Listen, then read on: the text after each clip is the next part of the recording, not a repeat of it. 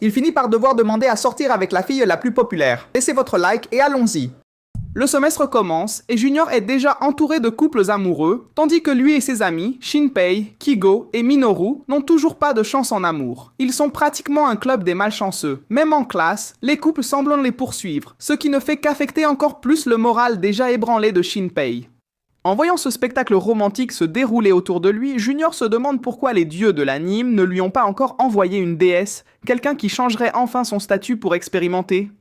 Alors de nulle part apparaît une petite fille qui défie toutes les lois de la physique. Elle apporte le déjeuner que Junior a oublié à la maison. Ils sont amis depuis l'enfance, mais même si elle lui fait du charme, Junior ne montre tout simplement aucun intérêt. Pendant ce temps, ses amis ne perdent pas de temps et commencent une enquête pour découvrir qui est cette fille pleine d'atouts. Ils insistent pour que Junior la leur présente. Il est clair que les gars veulent, à tout prix, mieux connaître la fille. La conversation entre eux devient de plus en plus absurde, et ils arrivent vite à la conclusion qu'elle est une combinaison rare de proportions parfaites. Au milieu de ce chaos, une autre fille apparaît dans l'histoire. Yui, une fille mignonne aux cheveux noirs. Elle salue Junior, ravie d'être à nouveau dans la même classe que lui. Ses amis, toujours prêts à baver sur toute nouvelle candidate, commence déjà à la regarder avec des arrière-pensées, même si elle n'a pas le même ensemble que l'autre fille. Plus tard, pensant qu'ils sont au-dessus de toute règle, les amis de Junior commencent à feuilleter des magazines éducatifs en plein cours, sans la moindre honte. Junior essaie même de garder une posture de moraliste, mais Shinpei arrive avec un argument imparable, une nouvelle séance photo du mannequin du moment. Voilà, Junior succombe à la tentation et finit par céder. Mais comme l'univers adore les ironies, c'est justement à ce moment-là qu'une fille apparaît. Junior, pris par le nervosisme, laisse tomber le magazine directement sur son pied. Pour aggraver les choses, ce n'est pas n'importe qui, c'est Yukana, la fille la plus vive de l'école quand il s'agit de donner des réponses cinglantes. Elle ne perd pas de temps et commence déjà à rabaisser Junior en le traitant de pervers pour consommer ce type de matériel et en plus, elle se moque de son manque d'attributs. Ses amis, en revanche, commencent à vénérer Yukana, allant jusqu'à l'imaginer en train de leur marcher dessus, ce qui crée une ambiance assez étrange. Au milieu de ce délire, Shinpei a une idée brillante, élaborer un plan pour conquérir la fille. Selon lui, après ses recherches intensives, des fausses comme Yukana sont faciles à convaincre. Il affirme avec une certitude absolue que si quelqu'un essaie, elle accepte un rendez-vous en un clin d'œil. Cette confiance absurde fait que Junior tombe dans le panneau et il commence à imaginer un scénario où Yukana dit vraiment oui. Sans plus tarder, les amis décident que Junior sera le choisi pour cette mission folle. Sans beaucoup d'options, il accepte. Peu de temps après, Yukana reçoit une lettre d'amour écrite par les garçons, l'invitant à un rendez-vous mystérieux. Poussée par la curiosité, elle annule même les plans qu'elle avait avec sa meilleure amie Ranko et se rend à l'endroit convenu. Quand elle se retrouve face à Junior, il réalise immédiatement qu'il a été jeté dans la gueule du loup. Mais désespéré de quitter le club des rejetés, il se met à genoux et commence à la supplier de sortir avec lui. Yukana, qui l'avait déjà reconnu comme le gars du magazine, est surprise, mais décide d'écouter ce qu'il a à dire. Junior commence à imaginer un futur où Yukana raconte à toute l'école qu'il est un raté et tout le monde commence à le mépriser. Mais dans la position où il se trouve, il finit par avoir une vision stratégique qui ravive ce qui restait de sa détermination. Yukana demande alors pourquoi il veut sortir avec elle. Junil, essayant de cacher que ce n'est qu'une attraction physique, invente quelques excuses bidons, mais ne convainc personne. Elle réalise immédiatement qu'il veut juste sortir avec elle pour monter de niveau et commence à rire, laissant clairement entendre qu'avec cette mentalité, il n'aurait jamais une chance. Le désespoir s'installe et Junior imagine tout le monde à l'école se moquant de lui pour le reste de sa vie. Il pense à fuir, mais en regardant à nouveau Yukana, quelque chose en lui se réveille. Son esprit est en conflit, mais finalement, l'instinct l'emporte. Il décide de continuer à insister. Yukana remarque son regard suspect et lance déjà une autre provocation. Après tout ce théâtre, au lieu de simplement mettre fin à la conversation, elle décide de jouer un peu plus. En s'approchant de lui, elle le défie. « Tu veux essayer un autre regard ?» Alors vas-y, Junior, comme le fou qu'il est, tombe dans le piège et essaie de saisir l'occasion. Mais c'est là que Yukana commence à rire aux éclats, se moquant de lui et le traitant de perdant. Junior est indigné, bien sûr, mais avant qu'il ne puisse digérer toute la honte et la colère, Yukana lui demande franchement s'il l'aime vraiment. Maintenant, déjà aguerri pour ne pas tomber dans un autre piège, Junior essaie d'accepter que son destin est d'être un éternel raté et tente de trouver un moyen de s'en sortir. Mais à sa grande surprise, Yukana fait quelque chose qu'il n'aurait jamais attendu. Elle s'approche et sans détour dit qu'elle l'aime bien. Oui, elle l'aime vraiment bien et suggère même qu'ils sortent ensemble ce soir-là. Junior, comme tout protagoniste malchanceux d'anime, n'y croit tout simplement pas. Les dieux de l'anime ont-ils finalement décidé d'aider? Le lendemain, Junior erre sans but, essayant d'assimiler le fait qu'il a maintenant une petite amie. C'est beaucoup à digérer d'un coup, mais avant qu'il ne puisse remettre ses idées en place, ses amis apparaissent en s'excusant de l'avoir mis dans ce pétrin. Et, bien sûr, il suppose déjà que tout a mal tourné avec Yukana. Junji de son côté commence à paniquer intérieurement. Et si Yukana était juste en train de se moquer de lui? Et si c'était une blague épique pour le détruire? Mais ses amis, toujours avec les commentaires les plus motivants du monde, garantissent que quoi qu'il arrive, ils continueront d'être une fraternité de ratés. Soudain, Junji reçoit un message de Yukana. Quand il l'ouvre, il voit une photo d'elle toute mignonne. Ses amis entrent en mode panique. Ils regardent Junji comme s'il avait trahi le mouvement et commencent à l'interroger. Les choses empirent lorsque Shinpei, sans même cligner des yeux, demande si Junji a déjà embrassé Yukana. Junji, fidèle à lui-même, répond que non. Puis vient une autre leçon magistrale de séduction de Shinpei. Il jure sur tous les saints que pour une fille comme Yukana, un baiser ne signifie rien. Junji y voit même une certaine logique et commence à réaliser que tôt ou tard, il devra y faire face. Alors Shinpei a une autre grande idée. Emmener Yukana dans un karaoké. Selon lui, c'est l'endroit idéal pour créer une ambiance intime. Junji, comme toujours, reste hésitant, mais garde déjà la suggestion en tête. À l'école, Yukana apparaît et commence à parler avec Junji comme si de rien n'était. Mais alors, tout à coup, elle lâche qu'ils sortent ensemble. Toute la classe se fige. Personne ne croit ce qu'ils viennent d'entendre. Après cela, les amis de Junji partent plus tôt et le laissent derrière. Quand il essaie de les suivre, ils lui disent simplement de se débrouiller. Alors qu'il essaie encore de comprendre ce qui se passe, Yukana apparaît et l'invite à sortir. Les deux finissent par rencontrer Shizune, qui semblait attendre Junji, mais quand elle les voit main dans la main, elle se fige. On sent que les choses vont encore se compliquer. En chemin vers le karaoké, Junji commence à penser que cela pourrait être sa grande chance. Son cerveau projette déjà tous les scénarios possibles d'avancement dans la relation. Mais quand ils arrivent, Junji remarque un petit détail. Il ne connaît que de la vieille musique. Pour aggraver les choses, il découvre qu'il est là uniquement parce qu'il remplace les amis de Yukana, qui l'ont laissé tomber. À l'intérieur du karaoké, il remarque un avertissement sur le mur. Interdit de déranger les dames. Cela le rend encore plus nerveux. Yukana arrive joyeuse avec des boissons, s'assoit près de lui et Junji est presque au bord de l'effondrement. Il commence à penser qu'elle le provoque exprès et son esprit commence déjà à vagabonder. Dans sa tête, Yukana est déjà en train de le séduire avec des chants et d'autres charmes, mais dans la réalité, elle profite simplement du moment. Yukana commence à chanter et à s'amuser tandis que Junji lutte contre son nervosité. Après un moment, elle choisit un funk un peu suspect, ce qui fait Junji se rappeler des théories folles de Shinpei. Mais juste après, elle choisit une chanson qu'il connaît aussi. Ils chantent ensemble et pour la première fois, il semble qu'ils profitent simplement du moment, sans arrière-pensée. Quand la chanson se termine, Yukana révèle qu'elle aime les animés et connaît plein de chansons. Junji sent qu'elle essaie vraiment de créer un lien entre eux. Alors elle commence à enlever sa veste parce qu'il fait chaud. Junji, évidemment, se souvient des prophéties de Shinpei et commence à se demander si elles deviennent réalité. Il prend son courage à deux mains et est sur le point de l'embrasser, mais au moment crucial, elle remarque un cheveu sur son nez. Un simple poil détruit complètement l'ambiance. Et tandis qu'elle s'éloigne vers la salle de bain, un peu gênée d'avoir réalisé qu'elle a failli être embrassée, Junichi se maudit pour ses propres poils de nez. Quand elle revient, elle remercie pour la journée et, à sa surprise, suggère qu'ils sortent plus souvent. Cependant, à l'extérieur, la meilleure amie de Yukana, Ranko, observe de loin. Le lendemain, Junichi trouve un billet d'amour dans son casier, lui demandant de rencontrer quelqu'un. Avec la loyauté récemment découverte envers Yukana, il essaie d'ignorer, mais ses amis commencent à le manipuler avec de la psychologie inversée, disant que s'il ignorait le billet, Yukana serait déçue. Même Kigu, qui essaie d'être la voix de la raison, finit par être convaincu par Shinpei que si Junichi commençait à sortir avec d'autres filles, il pourrait partager le prix avec eux. Quand Junichi répond enfin à la demande du billet, il rencontre ni plus ni moins que Ranko. Sans perdre de temps, elle commence à l'intimider avec sa force, l'effrayant au point qu'il imagine ce que ce serait d'être écrasé par elle. Les choses deviennent encore plus intenses lorsque Ranko utilise ses caractéristiques physiques pour provoquer Junichi, qui est déjà en panique totale. Mais soudainement, Yukana apparaît et Ranko continue de provoquer même avec elle là. Junichi imagine qu'il va se faire tabasser, mais Yukana arrive calmement, ordonne à Ranko d'arrêter et le laisse se ressaisir. C'est à ce moment que Yukana présente Ranko comme sa meilleure amie. Mais bien sûr, Ranko, avec son attitude insouciante, commence à flirter avec Yukana juste devant Junichi.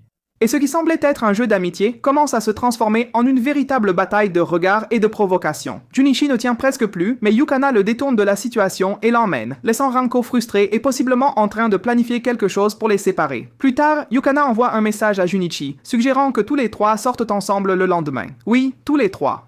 Elle, Junichi et Ranko. Lors de la rencontre, ils vont jouer au bowling et finissent par se comporter comme un trio improvisé.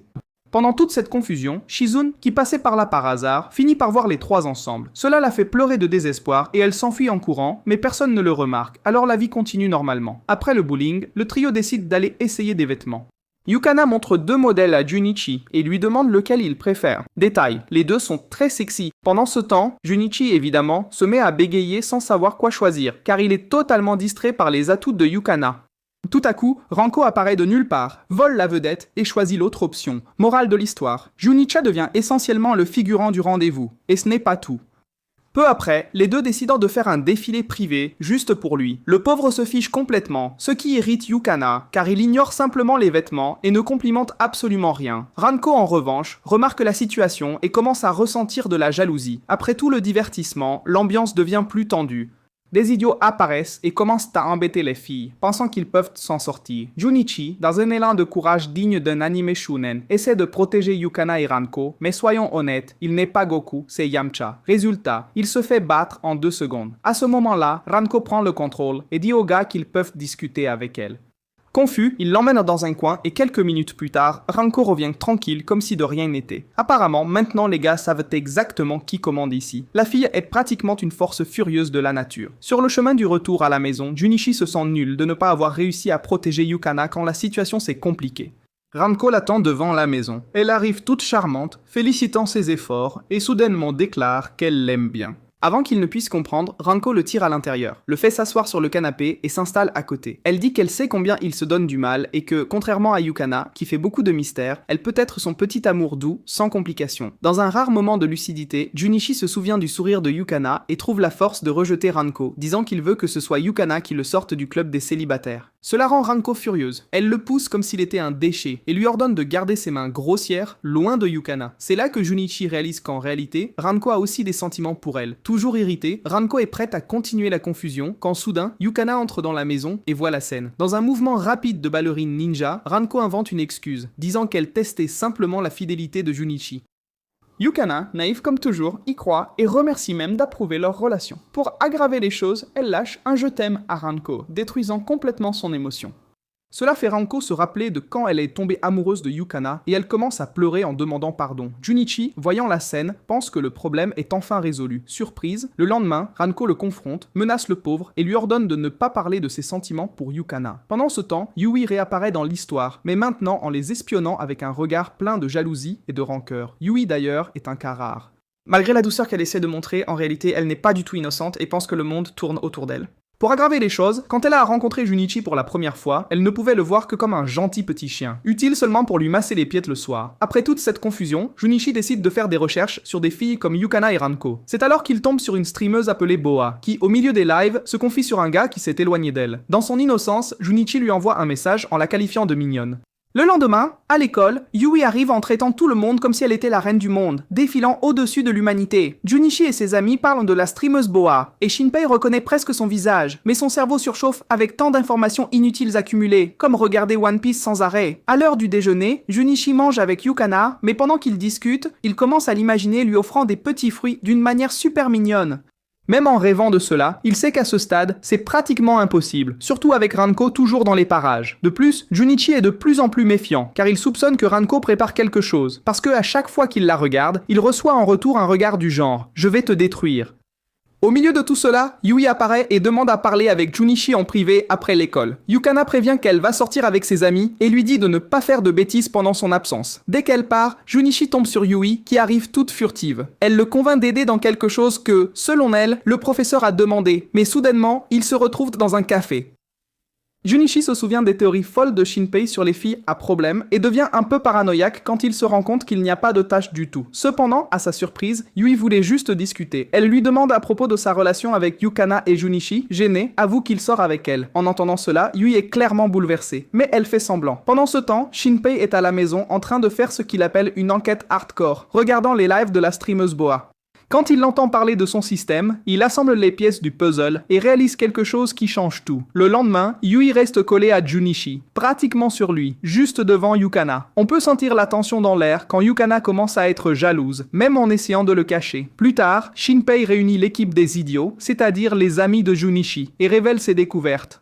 Il lâche qu'il sait exactement qui est la boa. La bande est choquée et commence à plaisanter en disant qu'ils veulent même son CPF. Mais il coupe la blague et affirme que la streameuse est beaucoup plus proche qu'il ne l'imagine. Ensuite, il montre une photo comparant Yui et Boa côte à côte, en plus de mettre un audio du live où elle parle de ses « Quand tout concorde, il n'y a plus de doute, Yui est la boa ».